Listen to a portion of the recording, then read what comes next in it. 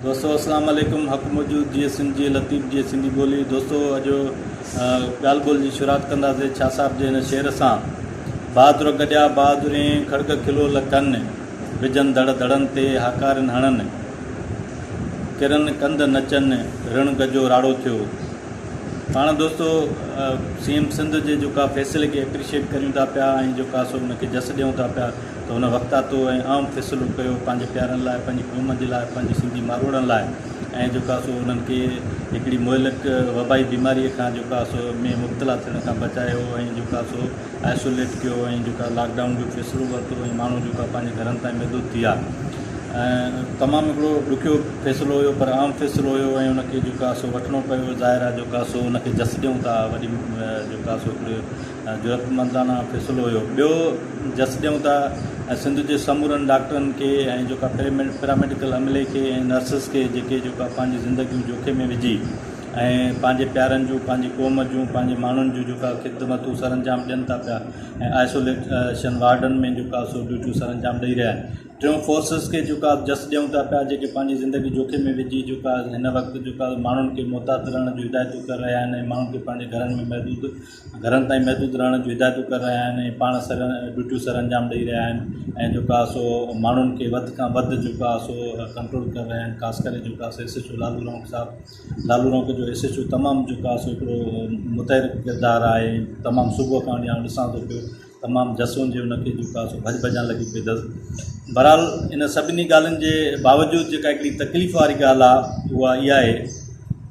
त पेट्रोल नथो मिले पियो ऐं खाइण पीअण जूं शयूं नथियूं मिलनि, राशन नथो मिले, दवाऊं नथियूं मिलनि ऐं उनखां अलावा जेका सो मिल्क शेक जा दुकान बंदि आहिनि, ड्राई क्लीनर बंदि आहिनि ऐं सर्फ साबुण नथो मिले पियो। ज़िंदगीअ जूं जेके ज़रूरत जूं आम शयूं आहिनि उहे बि लॉकडाउन थी वियूं आहिनि। तव्हांखे ख़बर आहे त सिंधी माण्हू मिसकिन मारूअड़ा जेका सो मुफ़लिसी बुख बेरोज़गारी में ऐं तंगदस्तीअ में वक़्तु कढनि था पिया। कुझु माण्हू अहिड़ा आहिनि जेके रोज़ु कमाए रोज़ु खाईंदा आहिनि। उन्हनि वटि एतिरी वसियत ई न हुई त उहे माण्हू जेका सो 15 ॾींहंनि जो राशन पाणी जेका स्टोर करे रखनि पाण वटि या जेका महीने जो राशन स्टोर करे रखनि। सो दोस्तो जेका उहे हिन वक़्तु ॾाढो तकलीफ़ में आहिनि, ट्रबल में आहिनि। सब्ज़ी बि नथी मिले पई, जेका सो पेट्रोल नथो मिले पियो। हालांकि ॾिसो पेट्रोल हिकिड़ी आम शइ आहे, जेकॾहिं कंहिं माण्हू खे एमरजेंसी थिए ऐं असां जेका सो हुनखे हॉस्पिटलाइज़ करायूं ऐं अस्पताल खणी वञूं त ज़ाहिर आहे पेट्रोल जी आम ज़रूरत पवंदी। उनखां अलावा जेका सो रुॻी हीअ जेका आहे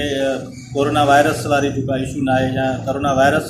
जो जेका सो वाहिद बीमारी न आहे जेका सिंध खे जेका नुक़सानु ॾिए थी पई या जेका उनखां ई सिर्फ़ु बचिणो आहे। सिंधी माण्हू असांजा मिसकिन माण्हू असांजे हिन समाज में रहंदड़ एटमॉस्फेयर में रहंदड़ माण्हू जेका सो सोसाइटी जा माण्हू ऐं मुख़्तलिफ़ जेका सो इलाही माना मल्टी डिज़ीज़ में वरितल माण्हू आहिनि। जेका सो खोड़ सारियूं डिज़ीज़ अहिड़ियूं आहिनि, शुगर आहे, ब्लड प्रेशर आहे, जेका हाइपरटेंशन आहे, उनखां अलावा जेका रिनल फेल्यूअर आहे, लिवर डिज़ीज़ आहे, CLD आहे ऐं COPD आहे, जेका सो पल्मोनरी डिज़ीज़ आहे। खोड़ मतिलबु अहिड़ियूं डिज़ीज़ आहिनि, स्किन सॉफ्ट टिश्यू इन्फेक्शन जा जेका प्रॉब्लम आहिनि उहे माण्हू जेका सो रोज़ु दवाऊं खाईंदा आहिनि ऐं जेका सो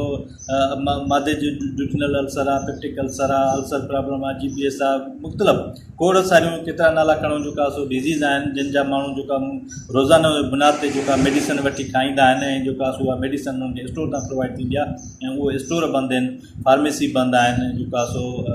हीअ जेका हिकिड़ी ॾाढी ॾुखी ऐं ॾुख वारी ऐं जेका तकलीफ़ ॾींदड़ गंभीर सूरत आहे त सभु शयूं जेका सो हिकदमि लॉकडाउन थी वञनि, बंदि थी वञनि त उहो माण्हू जेका सो सफ़र कंदा, तकलीफ़ में जेका सो गुज़ारींदा, उन्हनि जे लाइ वॾो ट्रबल आहे। तंहिंजे करे CM सिंध खे अपील आहे त कुझु शयूं जेके तव्हां राति पंहिंजी स्पीच में वाज़िव कयूं,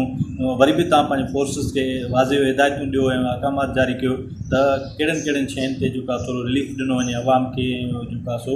ज़ाहिर आहे उन्हनि खे मुहतात रहणो ई आहे ऐं उन्हनि खे जेका थोरो डिस्टेंस में रहणो आहे ऐं उन्हनि खे मास्क पाइणो आहे, दस्ताना पाइणा आहिनि ऐं जेका हिन बीमारी खे स्प्रेड न आहे करिणो। पर उनजे बावजूदि जेके ज़िंदगीअ जूं आम शयूं आहिनि, ज़रूरत वारियूं शयूं आहिनि जिन खां सवाइ सर्वाइव नथो करे सघे, उन्हनि शयुनि जी बि जेका सो असांखे जेका सोचणु घुरिजे, फ़िक्र करणु घुरिजे, पंहिंजे आवाम खे उहे शयूं मुहैया करणु घुरिजनि। तंहिंजे करे